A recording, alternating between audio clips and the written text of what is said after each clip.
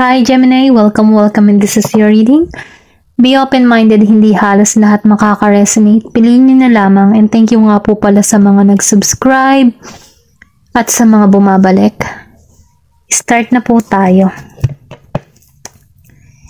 Give me the message for Gemini. Ano yung gabay? Payo. Nautal ako, pasensya na po. Tingnan natin kung ano yung payo para sa'yo. Give me the message for Gemini, please. Meron ka ditong renewal. Give me the message for Gemini, please. Meron ditong trickery. Okay, trickery. Give me the message for Gemini, please. Excuse me po. Give me the message for Gemini, please. Meron ka ditong expansion. Expansion. Give me the message for Gemini, please. Meron ditong creation. Okay? Tingnan natin ano.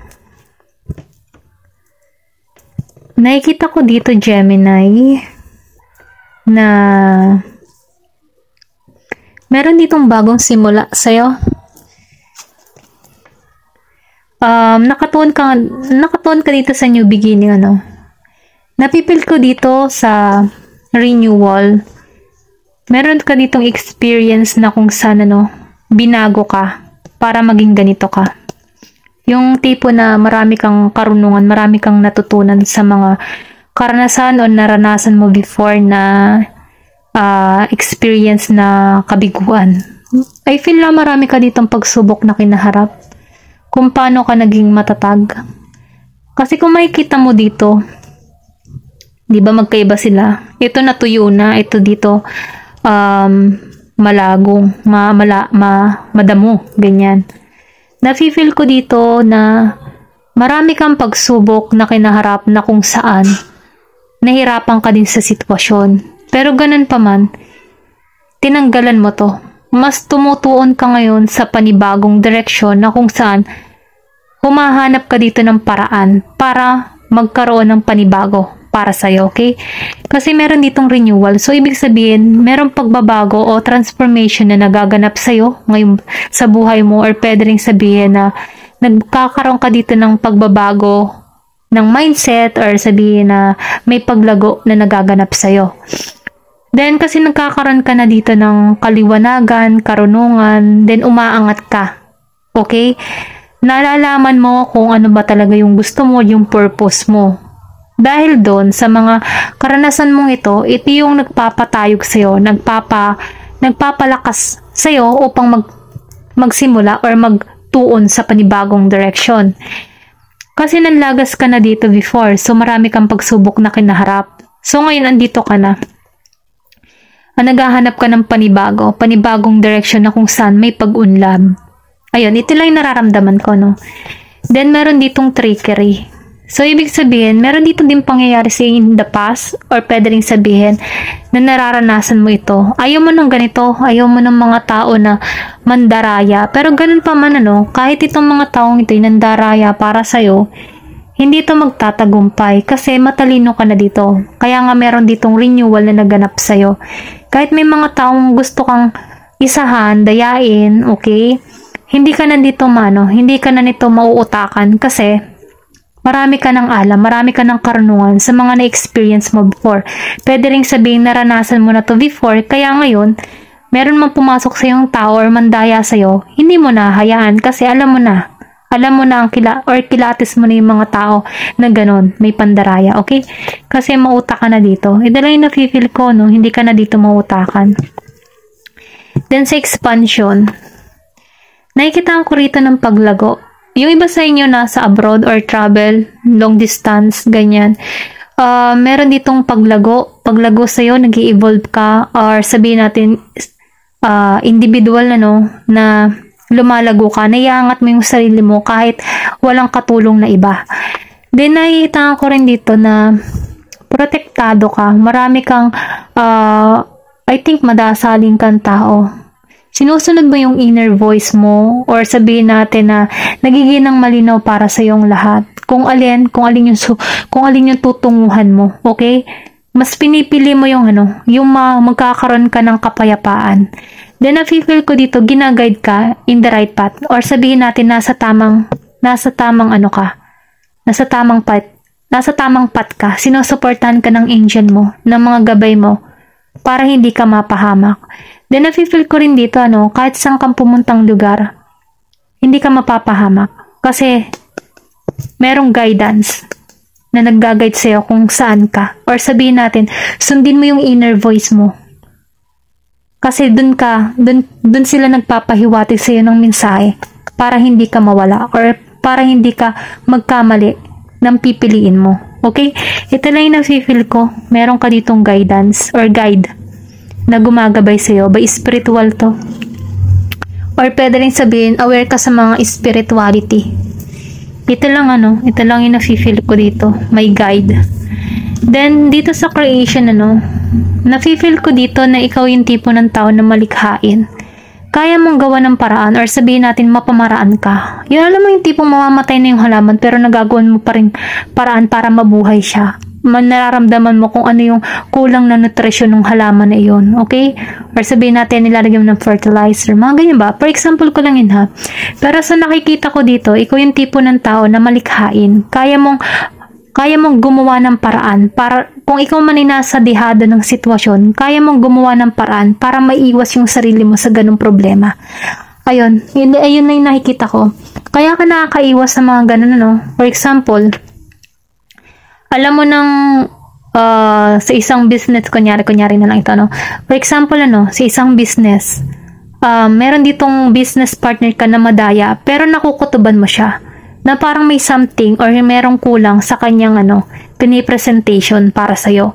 So, dahil doon, nagiging ka ditong matalino kasi may guide nga, sinusunod mo yung inner voice mo na nagiging kang mabusisi. Nalalaman mo na merong mali doon sa partnership na yon. Okay? For example ko lang yun, kasi nagagawan mo to ng paraan para maiiwas yung sarili mo sa delikadong sitwasyon. Then, napipil ko din dito, na yung iba sa inyo gifted, yung tipo na nakakapag-create ka or sabihin na marami kang nalilikha, mahilig ka sa art, sa mga halaman. Then, nafe-feel ko din dito na yung iba sa inyo siya. Sundin mo yung inner voice o yung kutob mo. Nafe-feel ko dito, meron ditong kung meron ka mang napapanaginipan, meron mensahe para sa'yo kasi kung makikita mo dito may moon. So, ibig sabihin meron ditong malakas yung spiritual or sabihin natin na aware ka spirituality. Nafe-feel ko din dito, may guidance ka pa rin dito. Okay? Sinusuportahan ka. Hindi ka pinababayaan, iniingatan ka. Ito lang yung nararamdaman ko. Kung makikita mo yung light dito, protection. May guide. Okay? Ginaguide ka dito. Meron kang magagawa or alam mo na kung ano yung purpose mo. Alam mo na kung anong gusto mong mangyari. Or sabihin natin, meron din ditong may pagka-healing. Okay? Spiritual healing. Ganon. Ganon lang yung nafe-feel ko dito. Tingnan pa natin kung ano pa yung mensahe para sa'yo. Hindi halos lahat piliin nyo na lamang kung alin kayong part diyan.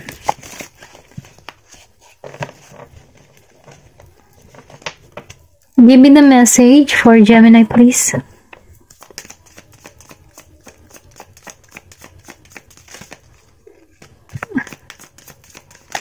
Oh my God. Ito. Meron ka dito full moon in Gemini. Make time, last quarter moon in Libra. Okay. First quarter moon in Sagittarius. Then, full moon in Gemini. Okay? Ito. Meron kang person na ganon or pwede rin sabihin na merong mangyayari or magaganap sa'yo sa buwan ng October, December, and June and May. Give me the message. Meron ditong Aries. Meron din posibilidad na mangyari sa'yo sa March and April. Aries season. Nakikitaan ko dito no sa Libra. Last quarter mo nin Libra. Make time for self-love. Sinasabi dito, kaya siguro lumabas dun sa renewal, then lumabas ditong last quarter mo nin Libra. May pagbabagong nagaganap sa'yo or isinasuggest sa'yo dito na mas mahalin mo yung sarili mo. Maybe before, masyado kang mapagbigay. Binibigay mo lahat ng pagmamahal mo. Hindi ka nagtitira sa sarili mo. So ngayon sinasuggest dito na bigyan mong pahalaga or bigyan mong halaga yung sarili mo. Mag self-love ka, self-care. Kasi once na nagse-self-love ka, self-care ka,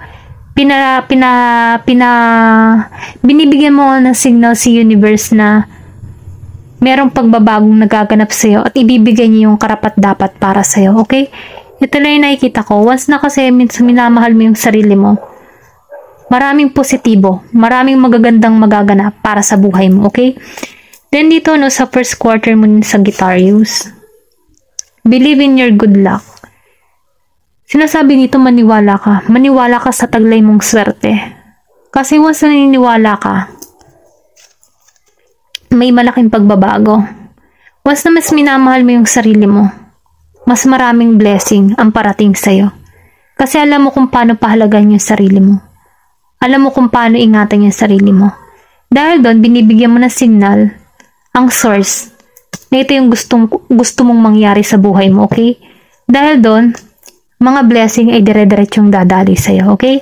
Maniwala ka lang na may malaking pagbabago mangyayari sa buhay mo.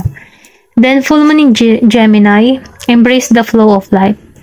Sinasabi dito, yakapin mo lang ang agos ng buhay. Minsan, ups and down, kahit ganun pa man, kahit dumating sa point na nagiging down sa sitwasyon, yakapin mo lang kasi ang kasunod ng pagbaba mo sa sitwasyon na nararanasan mo, kasunod na niyan ang pagtaas.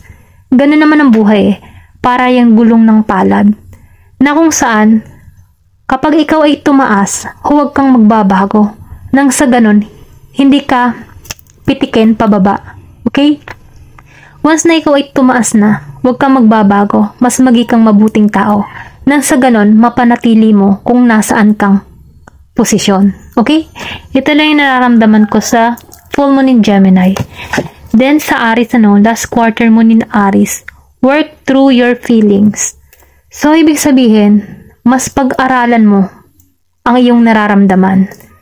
Alam mo yung tipo na bigyan mo ng oras at panahon ang isang taong may oras at panahon din sa'yo. Okay? Wag mong pagtuunan yung sarili mo ng bigay ka lang ng bigay sa isang tao pero wala kang nare-receive pabalik. Sinasabi din dito na mas mainam yung may equal and balance yung pakiramdam na ibinibigay mo sa isang tao. Nang sa ganon, maging patas, okay? Kaya I think dito sa work through your feelings, mas pag-aralan mo kung ano yung nararamdaman mo or kung ano din yung pinakikita ng ibang tao para sa'yo. Maging kang fair. Although fair ka, kunyari, halimbawa, mas mapagbigay ka ng mapagbigay. Ang nangyayari dyan, naubusan ka. Kasi, binigay mo lahat yung attention mo, pero wala kang nare-receive na attention mula dun din sa taong binibigyan mo. Kaya mas mainam na pag-aralan mo yung pakiramdam mo. Nang sa ganon, binibigyan mo yung signal yung tao na yon na hindi ako basta-basta bigay lang ng bigay na hindi naman ako nakaka-receive mula sa'yo. Okay? Ito lang yung nararamdaman ko. Mas pag-aralan mo. Huwag halos lahat ibigay. Mas pagtuunan mo yung balanse. Ayun lang yung nakikita ko dito. Ito lang yung gabay para sa'yo. Thank you for watching. Love and peace.